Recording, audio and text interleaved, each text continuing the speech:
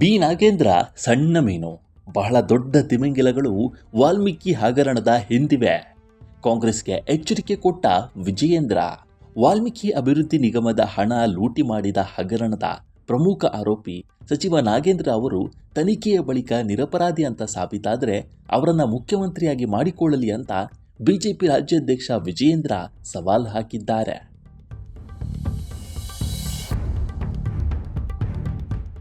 ಮಾಧ್ಯಮಗಳೊಂದಿಗೆ ಮಾತನಾಡಿದ ವಿಜಯೇಂದ್ರ ಪ್ರಶ್ನೆಗೆ ಉತ್ತರಿಸಿದ್ದಾರೆ. ಇಡೀ ಚಾರ್ಜ್ ಶೀಟ್ನಲ್ಲೂ ನಾಗೇಂದ್ರ ಅವರ ಹೆಸರು ಉಲ್ಲೇಖವಾಗಿದೆ.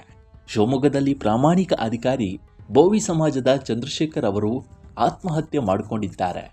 ಅವರ ನೋಟ್ನಲ್ಲೂ ಅಂದಿನ ಸಚಿವ ನಾಗೇಂದ್ರರ ಮೌಖಿಕ ಆದೇಶದ ಮೇರೆಗೆ ಹಣವನ್ನು ತೆಲಂಗಾಣ ರಾಜ್ಯಕ್ಕೆ ವರ್ಗಾಯಿಸಿದ್ದಾಗಿ ತಿಳಿಸಿದ್ರು ಅಂತ ಉತ್ತರ ಕೊಟ್ಟಿದ್ದಾರೆ ವಿಜಯೇಂದ್ರ.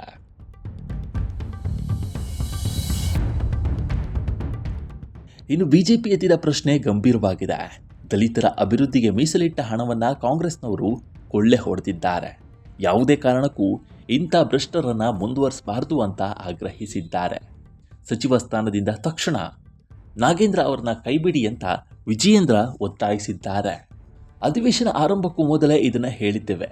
ಉತ್ತರ ಕರ್ನಾಟಕದ ಸಮಸ್ಯೆಗಳು, ಬರಗಾಲ, ನೀರಾವರಿ ಯೋಜನೆಗಳು, ಕೆಪಿಎಸ್ಸಿ ಹಗರಣದ ಕುರಿತು ಅಧಿವೇಶನದಲ್ಲಿ ಚರ್ಚೆ ಆಗಬೇಕಿದೆ.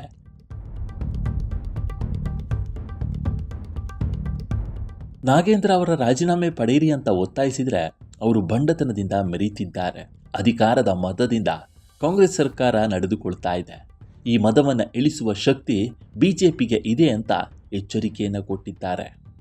ನಮ್ಮ ಹೋರಾಟವನ್ನು ಹಗುರವಾಗಿ ತೆಗೆದುಕೊಳ್ಳದಿರಿ.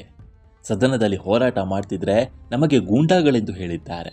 ದಲಿತರ ಪರವಾಗಿ ಧ್ವನಿ ಎತ್ತಿದ ಬಿಜೆಪಿ ಜೆಡಿಎಸ್ನವರನ್ನ ಗೂಂಡಾಗಳು ಅಂತ ಹೇಳ್ತೀರಾ ಎಂದು ವಿಜಯೇಂದ್ರ ಪ್ರಶ್ನಿಸಿದ್ದಾರೆ.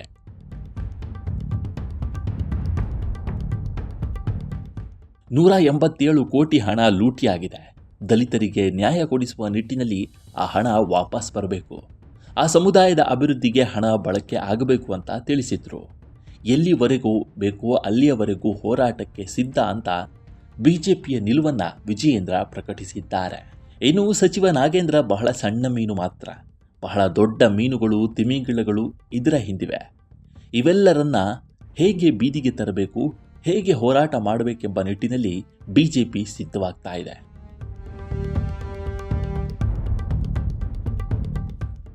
ಧ್ವನಿ ಇಲ್ಲದ ದಲಿತರ ಪರವಾಗಿ ಎಲ್ಲಿಯವರೆಗೂ ಅಗತ್ಯವೋ ಅಲ್ಲಿಯವರೆಗೂ ಹೋರಾಟ ಮಾಡಲಿದ್ದೇವೆ. ಆ ಸಮುದಾಯಕ್ಕೆ ನ್ಯಾಯ ಕೊಡಿಸುವ ನಿಟ್ಟಿನಲ್ಲಿ ಬಿಜೆಪಿ ಕಟಿಬದ್ಧವಾಗಿದೆ ಅಂತ ಹೇಳಿದ್ದಾರೆ. ಬಿಜೆಪಿ ಸತ್ಯ ಬಿಚ್ಚಿಡುವ ಕೆಲಸ ಮಾಡಲಿದೆ. ನಮ್ಮ ಉದ್ದೇಶ ನಾಗೇಂದ್ರರ ತೇಜೋವಧೆ ಮಾಡೋದಲ್ಲ, ದಲಿತ ಸಮುದಾಯಕ್ಕೆ ನ್ಯಾಯ ಕೊಡಿಸುವುದೇ ಉದ್ದೇಶ.